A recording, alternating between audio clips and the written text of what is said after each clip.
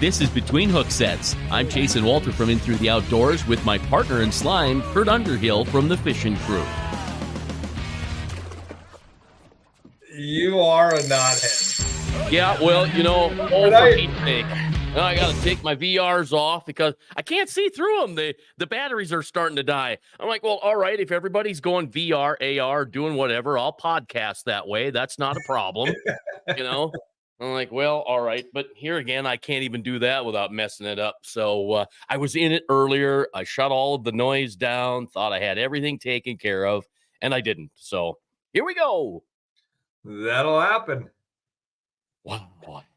Yeah, I got my kids AR or VR or whatever, and I tried to hook them to my phone so that I could do the different apps and things, the lake apps, and it's not a Bluetooth headset. It only works with Facebook and that Meta Quest deal or whatever. So whatever. We don't need to go there, bud. We don't need to go to VR glasses for fishing yet. No, I just wanted to do it for fun. I'm like, well, I'm just going to play, just because I can play.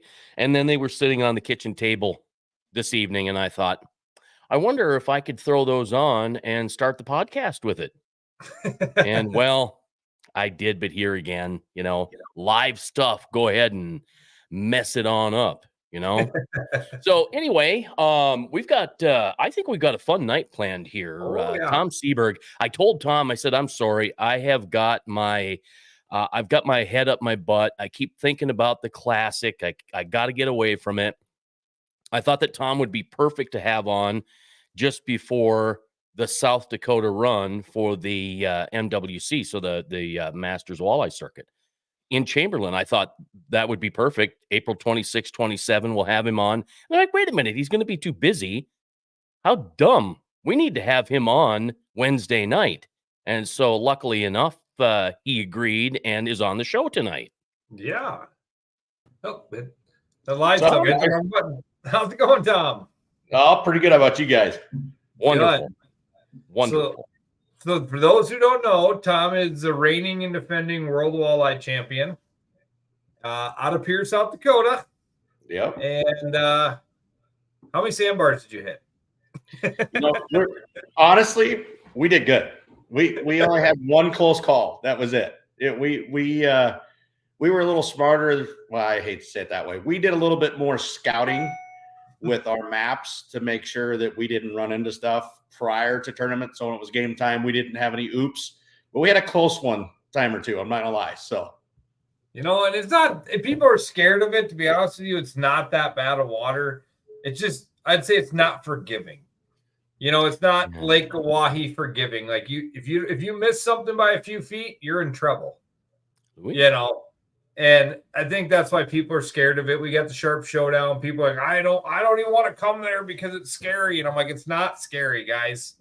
Read a map, drive your boats. It's one of those deals of, if you have, everybody's got Lake Master, or everybody's got 5 different ones they use on their phones, apps, etc.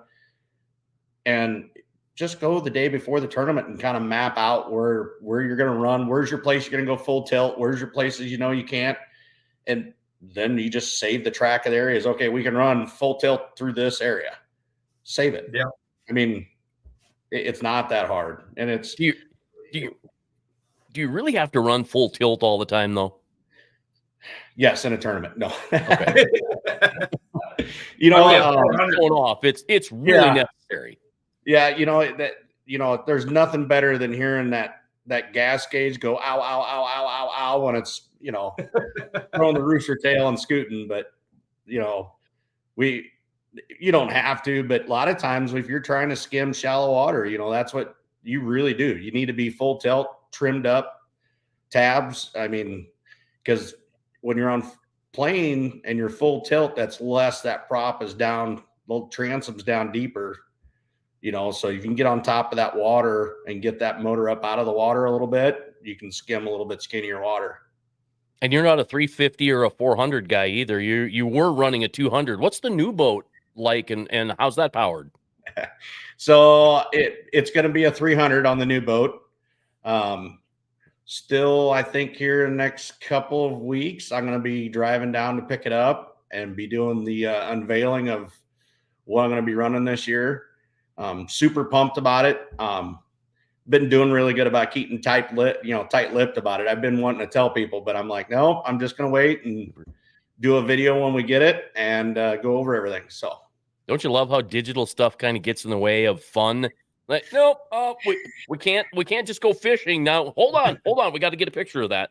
Yeah, or you can't even be excited about a new boat because you got to do some fancy unveiling thing, and it makes it fun. It is what it is, and it is what you make of it. But the crazy thing is, for the little I've known you, I feel like I've known you forever. I was telling Drake Hurd last week and Kurt that it's, like we were high school classmates or something. I'm just a lot older than you. I flunked a few times. And that's the crazy thing. And every time I've been around you, you've been a pile of fun, even if we're up till 2 a.m. Yeah. When I hung out with Kurt, that's one of the things that, besides the fishing, aspect of tournaments, it's, I think a lot of people don't understand we're just a group of guys that love the outdoors. I don't think that gets talked about as much as it should. And I know Kurt and I have had conversations about it too, that, you can sit and have a drink and BS and tell stories about this lake and that lake of this year or whatever. And then in the morning, when you launch your boat, hey, morning, you give a little head nod and that's it. Like 6 hours ago, you were pouring them a drink, we're all outdoorsmen, outdoorsmen and women, I don't want to select any because, it is nice. We're starting to see some female competitors, and the ones that are out there in the circuit, a lot of times are pretty fierce. So at the end of the day, though, we all got the same goal: be outside, be in the outdoors.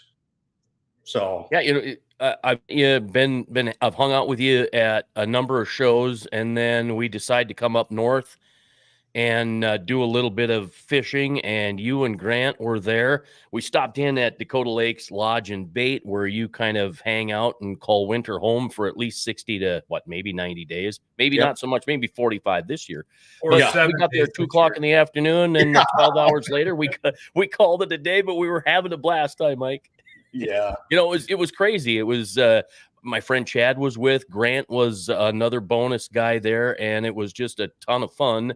And how many times do you go somewhere with somebody you kind of know, but really don't know all that well, and you pick up where you left off, and it's just a ton of fun.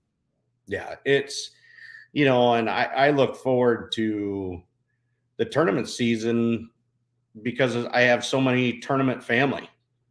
Sure. There's guys that I don't see until it's tournament time, and I enjoy the camaraderie of those guys. It's, I don't know. I think at times people they think we're so cutthroat. Right. It's serious, but that same notion, when you see so-and-so or whoever, you just, give them a high five or smack them on the back and say, hey, that was a nice, I can poke the bear a little bit on this one. I watched Drake Hurd lose his temper and break a rod over his knee. And every time I see him, I bring it up and remind him because, it's that little poke the bear deal. It's fun. We all give each other, static, and it's all out of good fun. Because at the end of the day, it's serious, and we all are real serious about it when it's game time. But if you don't enjoy the others that are around you and just hear some of the stories, there's a lot of memories, a lot of history that has evolved from tournament fishing that I think a lot of people do forget. So with that, speaking of memories, some people on night might not know who you are or just starting to hear about you. Who is Tom Sieburg? Where did he come from? And how did you get to being the world walleye champion? I mean, let's hear some backstory, because a couple of years ago, I was just starting to hear your name and I'm like, okay, who's Tom? Who's this Tom guy? Yeah. So here we are tonight. Yeah. So my family owned a cabin in Bemidji, Minnesota for 40 years. And we used to go up for almost the whole summer in Bemidji and just kind of hang out. And, some people would be surprised. I bass fish pretty hard, from time probably, I don't know, 16 to probably 20 years old. Just because in Minnesota, the bass were untouched, and my dad walleye fished, he had the cigar box that was the whole walleye tackle arsenal, of crawler harnesses and harnesses. That was that kind of deal. Gold hammer spinner, an orange one, the black and the yellow one. Yeah. I mean, it wasn't, you had 6 colors, and it was, you always had gold and you always had black and you always had white, you never left without those things. And then, as I got older, I kind of started doing some guiding and kind of dealing with that kind of part-time and helping some people out, work for some lodges. I trained bird dogs professionally for 10 years. Worked for Amoco Oil. I mean, I got a pretty good extensive background in the guiding industry. And I met my wife, Carmen, and I started taking her brothers fishing. And the joke because everybody asked me how to come up with tom-toms. And so my father-in-law, his name was Tom. So I'd take my brother-in-laws and stuff out fishing, and they would show pictures of all these fish they were getting. And they grew up and their fishing was farm ponds, bullheads, bluegills, And they're like, man, you must have had a guide. And you're like, oh yeah, Tom took us, so it was, in reference, they kind of were poking fun of the Garmin unit back in the day. Cause anywhere you wanted to go somewhere, you just Tom took you. Yeah. So that was kind of the start of it. And then, it honestly, almost 4 years ago, my wife, one day I came home from my full-time job and she says, you need to quit your job and do the guiding full-time. And I just remember looking at her like, are you sure? Like, this is and for me, where I live, I'm down by Omaha, Nebraska. People may not, there's a lot of people that don't know. I travel and guide on a large radius of bodies of water throughout the Midwest. Webster, Chamberlain, Oahe, Francis Case, McConaughey, Sherman, Harlan County Reservoir. I've done guide trips on Okoboji. So I put on 30-some thousand miles a year on my truck. I don't have per se a home body of water. I actually kind of like the fact I don't have a home body of water because I get to kind of cherry pick where the good bites are happening for those lakes. And I think it always kind of keeps me a little bit more on edge because I don't get in that rhythm of, I'm going to go to waypoint, 6 because I know they're always there off of this reef or whatever. Things change, a little bit every year from time throughout the year. So, but no, it's kind of, I do a lot of sport shows for different outdoor companies, especially through the winter time, ice fishing shows, meet a lot of great people. And then good friend of mine, Curtis McCormick, who I won the world championship with, we were talking one day out at McConaughey and we're like, we should do the MWC. And I was like, okay, let's do it. So we fished 4 events, and Cass Lake was our last one. And we had fun. I mean, that was the thing with Curtis and I, even though if we didn't do really well, we always seemed to find the bigger walleye, but just couldn't get our unders or couldn't make the whole package. And we had a good time. We never really kind of, I wouldn't say care, but we didn't get bent out of shape because we all know it's fishing. And, as long as we tried what we needed to do and didn't miss a fish, whether at the net or on a hook set, we kind of felt pretty good about it. And we got home and like 2 weeks later, we had emails, text messages, phone calls. Congratulations, you guys made it to the championship for your first time trying. And I called Curtis and I was like, hey, am I reading this right on here? Did we really qualify for this? And he's like, no way. So he looked up and we're like, we did. We qualified in this for doing 4. We're like, sweet, now what? He's like, it's on Lake Sharp. And I go, well, that's good because I've never fished it. He starts laughing. That's good. And I said, well, I suppose if neither of us have fished it, we don't have any bad habits on the lake. So we can dissect the lake fresh instead of saying, oh, 5 years ago we've caught fish here. And I think sometimes we all do this, not just tournament fishermen. We all have a lake that we go to and we're like, oh, when Grant and Steve and I were ice fishing or fishing here, we caught them over on this point and this depth. And what are you going to do?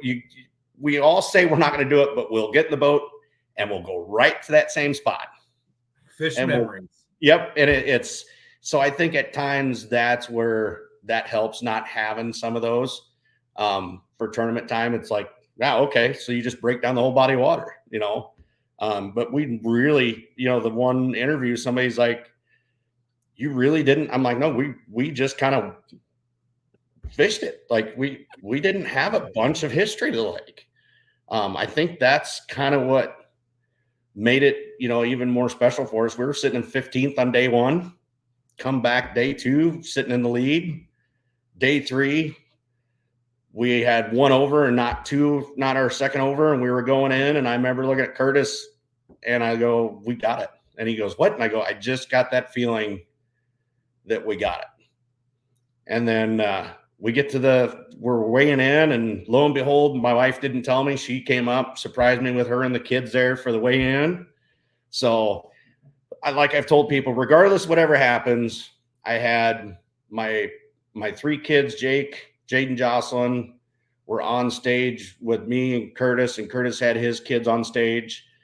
That'll be one that we will, it don't matter the money or whatever happens. That win will be impossible to ever beat, because we had our kids on stage with us, and his kids and my kids are about the same. They love fishing. So for our kids to be a part of that is really cool. Well, and Jake is a pretty impressive kid. Is he 11 or 12? 12. 12. So he's 12, and you're obviously grooming him, or he's groomed you, because I understand he's an excellent fisherman, and I know the kid can give a seminar. Yeah, I saw him at Sioux Falls with the JT booth, and he commanded a crowd. It was impressive. Yeah, he's a mini me, and it's bad to say, but there's some things that he definitely surpasses me on. Like, and it's you love seeing that as a dad, and especially being in this industry / outdoors. It's just the amount of information that is there for people nowadays on social media, YouTube, write-ups, article, everything's on your phone. It's amazing. And, there's so many people that I think discredit that you can get a ton of information with not even touching the water, just by doing some research. You used to get more when Walleye Central was at its peak. You could learn a lot about a lake. I don't care where you were going. If you were going to Lake of the Woods or Rainy or Big Mac or wherever, Oahe, there was always somebody spilling their guts on what worked the best, and you got great information there. You still get it now, but you get your keyboard warriors that are, where'd you catch them in the mouth? Where'd you hook? Whatever, but you brought up technology for the most part. So I'm going to throw this out there right now, because of the whole Wisconsin thing.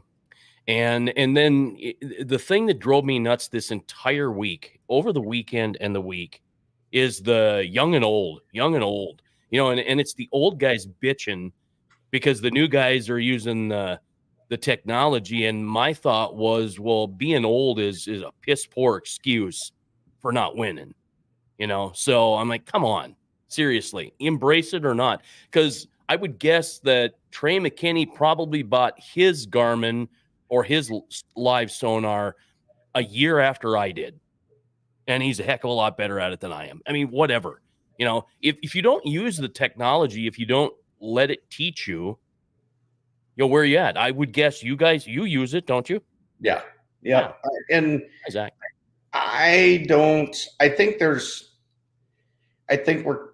It's kind of a scapegoat.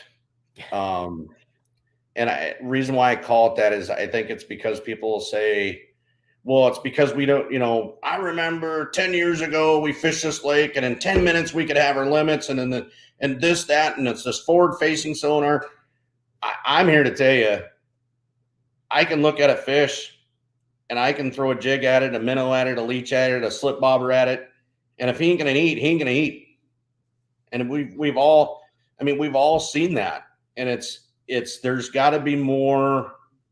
I think until there's conversations about people knowing that if they haven't ate the fish that's in the freezer from last year, they probably shouldn't keep fish this year.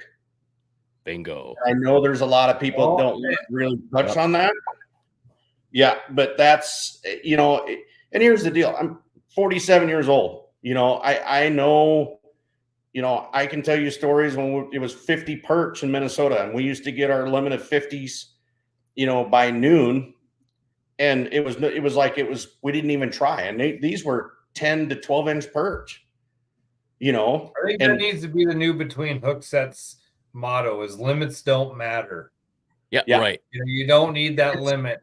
And I think that's the biggest thing we have in the world right now is everybody thinks they need that limit and that glory photo.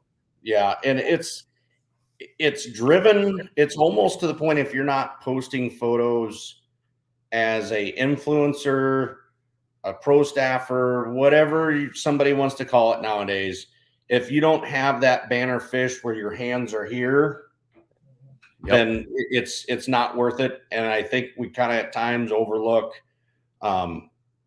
just like when you guys come up and ice fish with me, you and Chad,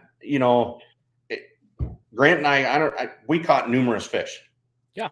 And we caught them. Half of them we didn't even show you guys or me. We just threw back the hole. We're like, man, this is a fun time, and hey, how you guys doing? Oh, here, try this, try that. Like, I think until some people really look hard in the mirror and be honest, that they're just going to keep pointing the finger at forward facing sonar. Because I remember when Humminbird came out with the fish ID and it was a red dot on the screen, that it was a year or two later, guys were complaining at a tournament up on Lake Bemidji that it's the reason why so many people caught so many walleye was because of this new fish ID. And before that we had flashers, and before, then we had the paper graphs. It's like and there's always that excuse. And until we have the serious conversations and people start realizing, if you have fish in your freezer and you didn't eat it, why is there fish in your live well or on the cutting table now in front of you? Yeah, exactly. Or catch and release. I don't have any fish in my freezer, and I never do. Yeah. Or like our good buddy Pat Calmerton told me one time, I only catch what I can eat that night. That way I have the excuse to the wife that I got to go out and fish again tomorrow. Right. Yep. Tom, take a look at the, think about the picture that we took when we were up fishing with you guys. The four of us took a picture of us. We weren't holding any fish. There were fish laying on the ice, but not one time did any of us look and go, oh, we better get fish and hold on to them. It was all about the four of us up there having a good time and making sure that everybody knew that we were on a lake in the middle of Minneapolis somewhere. Yeah, correct. Because this winter, everybody knows, especially in the Webster area, it was not the best ice conditions. So everybody kind of tried to keep them hush. But, one thing I'll point out, you said something about the four of us in a picture. Unfortunately, Grant and I were targeted on a picture that we put. Yeah. A picture that we posted, and we had 8 people that day guiding. And so we had almost probably a 5-man limit of panfish and a 4-man limit of walleye on the table, not a full 8 for them. And Grant and I took a photo with it with thumbs up and tagged it on our social media of a great day guiding. And it was used and said, this is the reason why our lakes are deplenished. And what, it stems back to people thinking these guides are what's taking all the fish out of the lake. If you think of how many people we go through in a season and the fish we pull out and actually get the knife versus the fish that are taken out of that lake for the whole year by the locals doesn't put a dent in it, because the money that is brought back into the community through those people that are mostly non-resident, not locals, should be paying. That helps subsidize some of that anyway, or at least it should be. And we all know that's a whole new ball of wax. I'm not going to get all into that, but and that's one thing I try to tell people: conservation. And the best part for me is education, and I'm in people's memories. And that is something that I think it drives me more than anything. Is I'm in people's memories that I've met once and I'll never see them again. Yet I'm in a picture with them and they're going to show people for on and on and on and on and talk about it. And that is something that's so rewarding that I'll make the pun joke. I'm retired and I'm fishing. That's what my brother-in-law has said. You're retired and fishing. Yeah, well, come work for me for a couple weeks. It's not all fun and games at times, but it takes a certain person, but it's a great life, and we meet so many great people. I've met you guys through the industry, and I meet so many people through industry, and it's a lot of times we just got to remember that at the end of the day, it's conservation is key. Yeah, it really is. And Brian Brosdahl said it best in an episode that he did for me a year and a half, 2 years ago. He said, these people go out and fish. It's not like somebody shows up and restocks the lake the next day for you.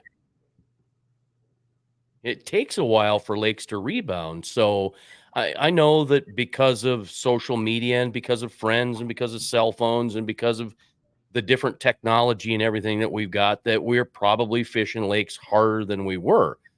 COVID may be to blame too, if you want to point the finger and blame it at someone, because people learn to go out and do something outdoors and fish. So it all does come down to people. I've said it a million times. Live sonar doesn't catch fish. Live sonar doesn't kill fish. It doesn't fillet fish. It doesn't eat fish. But people, I don't know. Have you seen some of them trolling motors on the Bassmaster guys' boats? I'm pretty positive if all them beams go off at one time and a fish comes under there, it will come up deep fried for you. That's really good. That's the next stage. It's called the find it and cook it 2.0. You get the 360 beam and the two forward facings all go off at the same time. That thing's coming up deep fried. Well, he's probably glowing when they get him actually in the live well and you shut the lid. There's a little bit of glow in there. I just didn't think about that. 83 kilohertz, 200 kilohertz, 455, 800, 1.2 megs, and the list goes on and on and on. And who knows where it's going to end? I think, isn't it Garmin that's got some new fancy thing coming out that's going to make LiveScope kind of look silly? There's always somebody that's got something that's, I hate to be, always the one I kind of laugh every time I see a post on forward facing and this, that, and the other. Cause I just think it's the new scapegoat.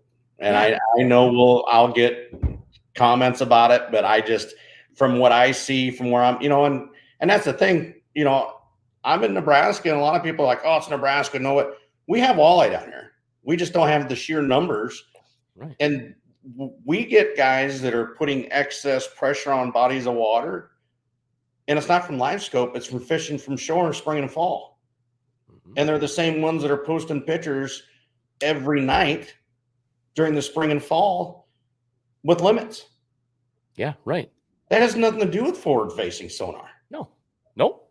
So I can argue that with anybody, that I can pull up, person X and show 6 nights of fish, these walleye in a bucket.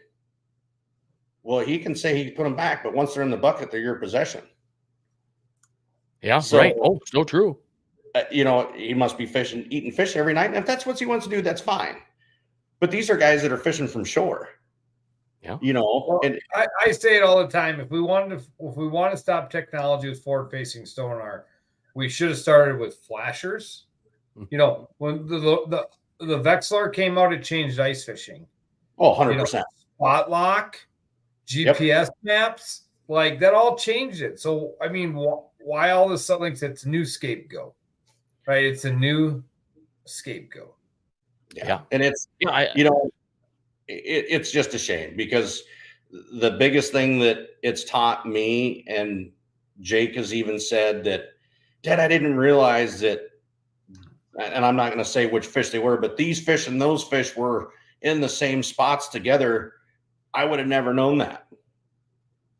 It's taught us more on fish behavior and different species, how they intermix together and swim in different vegetation than anything. I guarantee you. Think about how it's taught us how walleyes are suspended 2 foot below the water column in 60 foot of water. Yeah. You know, who would ever thought we were fishing walleyes 2 foot below the water? You know, like, you didn't do those things, right? Like, that's not something we ever did. No. Yeah, there's so much cool stuff. This spring, I've been using my Garmin at a culvert, and it's crazy to watch the fish and how they maneuver in and out of the mouth of the culvert, and then make their way through. Walleye guys, I agree. Yeah, walleye guys are pretty doggone secretive. There's no doubt about it. But then again, maybe that's kind of the fun of it too. Bass guys, let's give the bass guys a pat on the back. You know, like take for instance Grant, and you're an exception to the walleye guy rule. And maybe you won't tell everybody the secrets and all the fun stuff, but the times that I've been around Grant and how helpful he's been to friends of mine, Aaron and Rylan and other people, they're very, very giving and very instructional. They're very friendly. And I think walleye guys are that way too. I think the walleye guys kind of get a bad rap because more people see them at tournament time and you guys are focused. It's like, hey, you know, we're working, we're busy, we can't talk. So yeah, it is what it is. But yeah, it's, you know, I always make the joke that I'll give a tip, but it's a tip. It's not the whole recipe, you know, because that's part of it. You know, you don't get the gratification to hold up that fish, whatever size it may be, because someone held your hand and hooked it, and then they hand it to you and you reel it in. You know, it's the whole journey to that moment that makes that fish worthwhile. And, you know, for people to, if they forgot about that, they got to see a kid that's never caught a fish before to see what he looks like when he sets the hook and reels it in, and it is a bluegill, and it's 6-7 inch bluegill, and he is static. You know, did you ever see Troy Peterson's kid? Was it last year? He had a video of his boy, Mr. Bluegill's son, caught one, and he just absolutely went bat crap crazy. And it was the most fun thing I've seen in forever. Sean Grams, how you doing, Sean? What's up, buddy? Yeah, you know, the old bluegill's the gateway drug. My wife never fished. I took her bluegill fishing. The next day, she's at work sending me pictures of stuff she need to own. Yeah. Well, you know, the crazy thing is I've caught 20-inch bass, and they fight. You know, they're those 4 or 5 pound fish fight, and it's a ton of fun. But I was on Stone 2 years ago and caught 10.5 and 11-inch bluegill that I'd never caught in my life. And I thought I had the biggest bass on. They fight. They're fun. I get it. It's addicting. Yeah. And it's all in retrospect, you know, like one of my, it's probably not well known with me, is I love catching muskie, you know. I don't do a huge time of it. I have no desire to do tournaments because it's just not something that I enjoy. Taking people that's never seen one or experienced fishing for them, and not so much guiding, just friends or family members taking them out, because there's such a dinosaur, elusive mammoth fish that, you know, 36, 38 inch, you know, muskie, you know, is not huge, but for 90% of the population, when they hook into that and they hold it, they're shaking, you know. So it's, you know, I think as time progresses, I think everybody's going to see a lot of things change and focus, you know, from the forward facing to limits, you know, to hopefully South Dakota gets where there's a guide license. I know Kurt, me and you've talked about that before. Anybody that knows me personally knows that I am an advocate for it.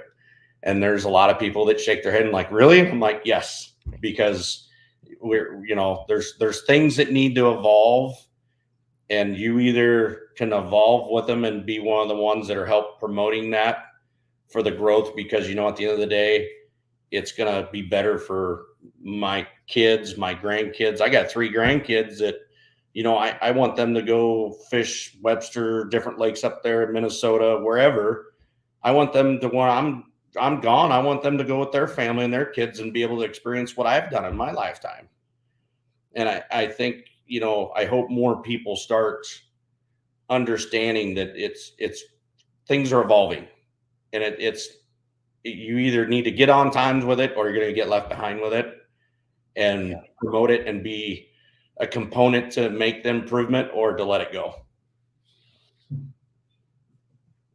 Yeah, you know, I agree with you. Like the old guys that are complaining right now, you know, get over it.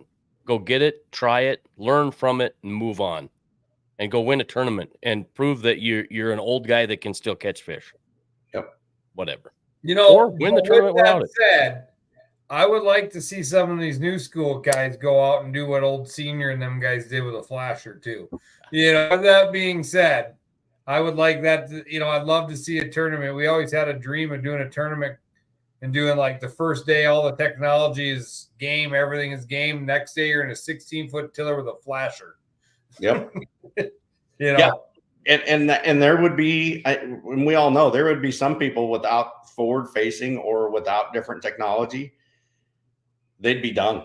Like, I don't know if they, and I'm not trying to say that I would hope, because I remember growing up and fishing those ways, that I think you know, you'd see me throw buoys out, which a lot of people don't even know what that motion's like when you're looking at the flasher and you throw a buoy over your shoulder. Ilex bottle. Yeah. But, you know, I think you may be onto something. I think that'd be kind of a cool, fun, you know, a retro tournament to where you can't, you know, for whatever, and have a proceed for a benefit for a, you know, a boys club or whatever, have guys that get together and do a, you know, a retro tournament to where, okay, you disconnect all your stuff, you know, you pull your fuses, you know, put a zip tie on it so it can't be reattached. You know, the only thing you can have is your cell phone for a map, you know, because it'd be hard to eliminate that. You at least have to have that deal, you know, but even then there's going to be guys with a map. We all know how maps are, you know, they're only as good as the water level of the lake is. So it could be an interesting feature. You know, I used to go fishing with Senior when he was alive and up here, and we'd go out in the boat and he wouldn't even let you turn the graph on. And he'd go over there. And we'd haul over there. And before we were off plane, he was casting and had a fish caught. You know, he didn't need that graph. He went out there and fished. It was the things I seen that man do. One day I stopped in Chamberlain. My buddy was fishing on the rocks. We're coming back from a tournament. We pulled up. I said, Senior, just stay in the truck. I'm going to go down there for a little bit. Nope. Senior crawls down the rocks with me. My buddy's got a crappie rig out and he's casting a minnow, a jig and a minnow. Senior grabbed that. They hadn't caught a thing. Senior grabbed the copy rig, cast it out, jigged it in. Well, 5 times it's a ball like this, like hook sticking out, and he catches a fish. He goes, "That's what you got to do, guys." And I'm like, "How did he even bite it? It's just a ball of string." But that was Senior, you know. I mean, so we didn't get to where we are without that, right? I mean, we didn't get to where we are without, you know, the tournament industry, the guide industry. You know, we'd still be in 16-foot boats. We wouldn't be looking at $150,000 boats and $50,000 with electronics on them if it wasn't for the tournament industry, you know, or the guide industry, or the want of this, guys. I mean, to go out and want it, you know, we go back to the technologies wrecking our industry, or the more people out is wrecking it, or the limits. At the end of the day, the more people we see on a lake, the better we're promoting what we love. Yeah. Right. We're getting out people where we love and what we love. And it's, like I said, it goes back to teaching them responsibility, and a limit doesn't mean everything, you know, and it goes back to us working with our game fishing parks to make sure they're stocking ponds and managing places right and limits right and all these things, and be you know, be a steward of the land, and also help in the conservation of the land with game fishing parks, and, you know, push them in the right direction. And, you know, they're not always going to do what we want them to do. If we work together, we can get somewhere. Yep. Well, and we had an incident on a couple bodies of water this winter. They were doing those curl surveys where they wanted to measure the fish we had. And it was amazing, to me, how many people were almost rude to them. Like they didn't have, like they were bothered by them wanting to measure each fish. And, the 2 days that I was stopped, I was guiding, I had some buckets and he's like, well, we ain't going to hold you up. We'll just measure a few. And I'm like, take your time, dump both buckets out, measure each fish. Like if it's going to help you on your numbers and help figuring out this body of water better, I'll send my clients on and they can meet up with me and you take your time. And if you want to take scales off, I don't care. Like I think, you touched it, and I know we all have. This doesn't happen to fix what people is seeing as a problem or to help improve. Does not going to be fixed by us sitting talking here, and then once it comes time out in the field to just not do anything. Right. Not take the time or not. And I don't mean to be a tattletale, but I've had some problems in my local bodies of water where I'm seeing some people take buckets of fish and it's a lake to where they got to be a certain size. And I can know that they're not a certain size. I call game parks. Hey, listen, they're in this truck. They're in this vehicle. It's the second bucket they've taken today between the 5 of them. You need to send somebody down here. Those people need to be stopped. Yep. And somebody's like, well, and I go, to rewind on that back further, fast forward that same group of people 3 weeks prior, I walked down and talked to them. And they acted like I had no right whatsoever to even say anything or to try to educate. And, I would rather try to educate somebody before I call because some people may not know. But, we have to start holding each other accountable. Yeah. Just like Kurt, we've talked about, it's been brought up in the tournament world about not having your vest on when you're on full plane. It's a rule violation. Well, do you really DQ them for that? Yes. Yeah. Rule violation. People be like, why? And I'm like, it's a rule. Yep. A rule's a rule. And today's society has unfortunately, it's like it's that little slip. It's not so big. It's not so big. Don't worry about it. It's not a big deal. It's not a big deal. It turns into, I think, where we are today, especially where it comes to the populations of fish, because we know we've all seen somebody or a business or a guide or somebody that was doing something wrong and we didn't call on it because we didn't want to be that guy. And we all need to start being that guy. And I know that's a hard pill to swallow, but we got to start somewhere, folks. Right. I mean, we do. Yeah. Well, you think about it. You look at, and I'm not going to say names. I'm just going to say, look at at least one of the guys that stuck weights down a fish's throat, to win a tournament. Yeah. Well, you get a look at their history and their rap sheet, and it's just one thing after another, after another, after another. And it's just breaking the law, breaking the law, breaking the law, or doing things wrong, doing things wrong, doing things wrong. And it just continues to pile up one after another. There's a bunch of guys I know out at the river. I've got 80 to 100 fish in my freezer. I'm taking all to Arizona. Well, great. I should really call you in. I really should. And the other thing that drives me nuts too is the people who get mad because you tattled on them. Well, you shouldn't have broke the law then. It's that simple. You shouldn't have done it. You should live right, do it right. And if you get told on, tattled on, whatever, well, that's on you, not on anybody else. Yeah. We all own the water. If you want to get, because there are all those people, I pay your taxes, or I pay your salary because I pay taxes. Okay, well so we all own the lake. And hey, Kent, we all own the lake, so it's all on us to tell people, hey, look, you did that wrong. Tom, there's a question, I guess. Yeah, and the thing that I think a lot of walleye guys overlook is bait, and what everybody's like, oh, bait, they think minnows.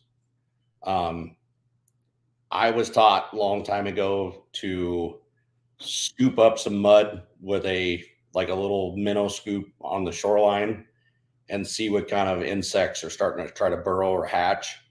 And then that's a good indication on what bug hatch, what microorganism is going on in that area, that body of water. Everything is an ecosystem, and you're not going to have minnows in an area without the insects. And I tend to see bigger walleye are eating fish that people don't believe are bait fish. You take a 28 to a 31 inch walleye and he's eating 12 to 13 inch walleye. He's eating 9-inch drum. He's eating, 12-inch crappie. And people are like 12. I've seen some big walleye eat some big fish.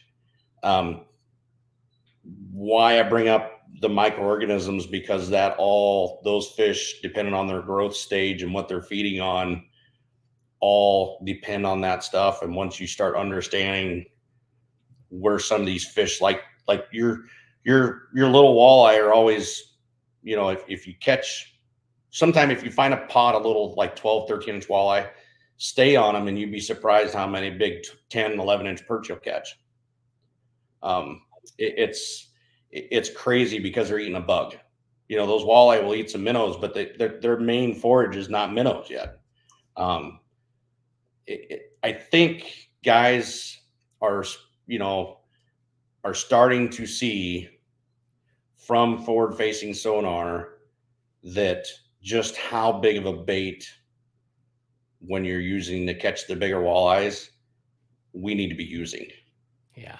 And I think they're starting to realize that where they were seeing a bait ball, and that bait ball, you can tell that they're maybe 3-4 inch shiners, shad, LY, etc. That used to be we're going to fish here. There's an arch there. That's a big walleye. No, that's a smaller walleye. We need to find, the herring that's, 14, 16 inches long, on a wahi. That's when you start finding those bigger herring, that's where you want to be, is those bigger bait fish, not the smaller ones, and it isn't just, like a wahi, McConaughey, all these bodies of water, they're all, those trophy size walleye are all targeting way bigger food than what we first think about. And so I think if you just see at what size of bait fish there is in that area, is going to greatly improve your chance of catching that trophy fish, because you'll start finding out that, the bait's not as big as I thought. Live scope works great, but you can take a little wet fly and put a chunk of night crawler on it with 5 split shots 3 feet up above and drop it in the bait ball and see what eats it. And if you catch it and you reel it up and it's a 6-inch shiner, that's probably not what they're feeding on. Yep. So it's fishing, Yep. It's interesting. I've got a little spot where I go where there are a ton of 10 and 12-inch walleye. And I keep going back to that spot because I know there are going to be bigger walleye trolling through there. I went there last night and I learned a really big lesson. So the first hook that I put a minnow on a hook, and I hooked it right behind the dorsal and I chucked it out. And I started casting and I went, bobber down. I went and grabbed it and I gave it a set. I'm like, crap, I missed it. So I brought it back in, and for some reason I decided to hook the minnow by the tail, and I was using bigger minnows, 2.5, 3 inches. So they were fighters. They were pretty doggone lively, and I never got another bite. I went, well, the bite's done. It's over. So half an hour later, I reel it in, and the lake that I'm on is up maybe 18 inches, 2 feet. And I just stopped and let the bobber float, because I thought, it looks like my bobber's maybe got water in it. It's sinking a little bit. Lighted bobber, they don't really float that well anyway. And I saw my minnow swimming up to the surface, and it kept swimming. And every time I'm like, what the hell? I screwed myself. So I grabbed another minnow, hooked it through the head, right down to the bottom. So here, the whole time I'd hooked that minnow in the side, and it probably was down a few inches above the bottom. And here I was hooking in the tail, thinking I was being cute and was really going to catch a nice big walleye. And here I was at the top of the water column, and I totally boffed it. But it was a great learning experience. So we got a couple more questions. This one came in earlier. Steve was wondering if you're fishing the full PWT. I'm guessing MWC is what he meant. Yeah. MWT. Yeah. So I'm not going to fish Huron or Erie as of today. As of today, David and I have not signed up and paid entry for those two. They're not out of the question yet, but those two are ones that we are not committed on. And it has nothing, I had somebody. We have another. It just really has to go for the fact of the logistics of getting there during that time of year. Ken asks again, you think this information can go for ice fishing big walleyes also? Big walleyes through the ice, I think a lot of people are in too deep of water. If I was to target trophy size only walleye, I think I would be in a lot shallower water than where 90% of the people fish for them are. I agree. I think it's part of that's to do with the alpha predator piece, and what they're feeding on during the winter. Makes sense. When we were in Winnipeg, and Kent likes to fish Winnipeg a lot. I think, Kent, you said he had 50 days up there. When we were up there, Jason Durham and those guys were up there. They were fishing shallow. We were fishing deeper, and we were 11 to 16 feet, but they were in 4 to 8 feet. And that's where the big walleye were, So I think we do take shallow water for granted, no matter what, at all periods throughout the year. I know also if you want to come back to Sharp, I think she's hinting at the Sharp Showdown. Yeah, that's one of the things that I am not to the point where I can fish as many tournaments as I would like to, because my living is guiding. That's how I pay my bills.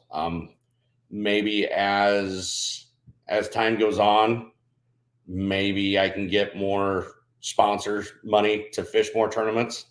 And I would like to fish that. I mean, I don't have a problem fishing that body of water again. I think there's a lot of, I was told that that's the nursery, because of the size of fish that are in it. And I really think that that's not the case. I think there's probably some nicer fish in there than what people give it credit for.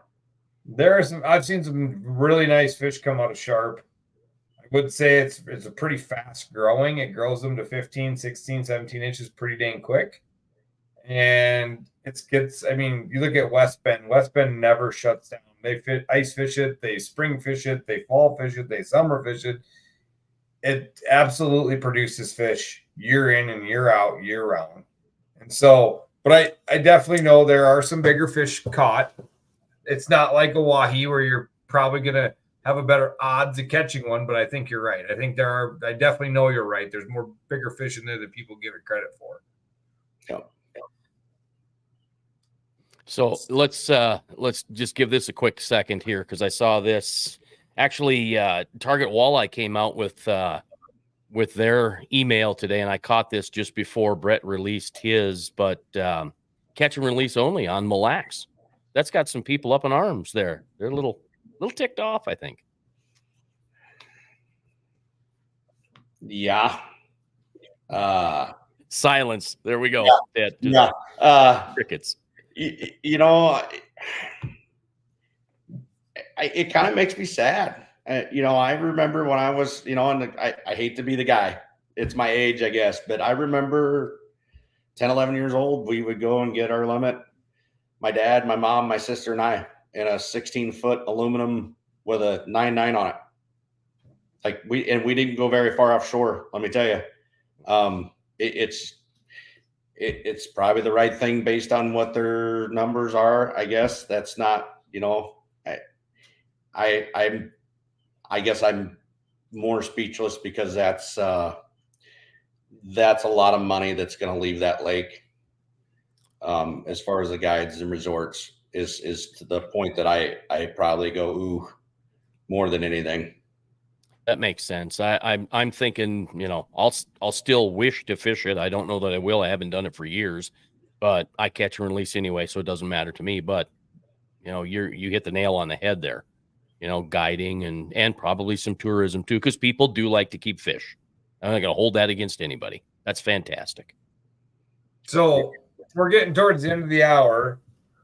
What is your favorite body of water to fish? I have really, really started to love-hate Cass Lake more. And it for me, it's because I'm going to say Cass Lake, and here's the reason why: is we go there for family vacation for 2 weeks, and now this is the second year where there's friends of ours. They're coming up now with their sons, and I was teaching them last year how to fillet fish, and they haven't been around it. Their dad's really starting to pick up on how to fish. So I'm going to say it's that, just for the memories and how that's building. And the fact that, you can catch perch, crappie, muskie, pike. You can go into Wolf Lake and get bluegill. You can, the chain of lakes off of Cass is unbelievable. And it's a very unique body of water. You can almost name how you want to catch a walleye, and you can probably catch them that way if you wanted to. That's awesome. So, go ahead.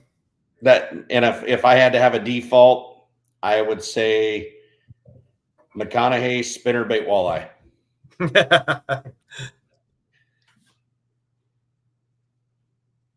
Well, let's see.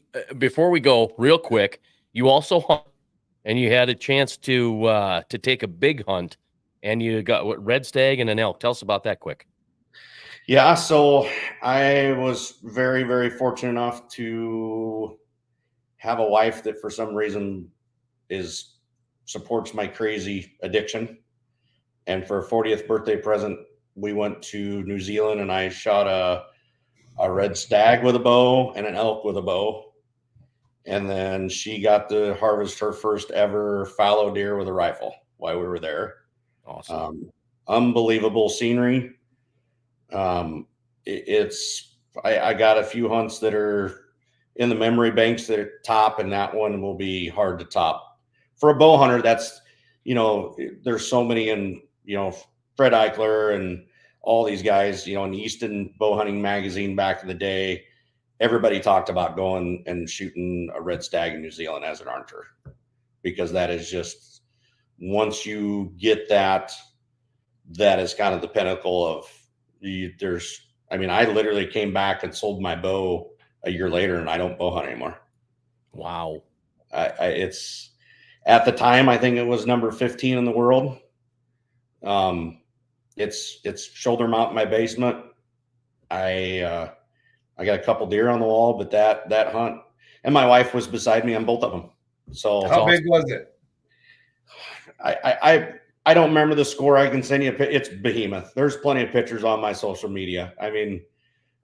It's huge. It's got dual drops like you'd see on a deer that are probably as big around as baseball bats. It is just a spectacular animal. I was at the Denver Sports Show talking to the guy. He's like, "Yeah, we grow them over 1,200 inches, and from New Zealand." It was just like, whoa. Yeah, it's crazy because I don't remember. It's not like my elk is a 3-something, which is a real nice elk, but my stag, it's the inches on how the total score is just ridiculous.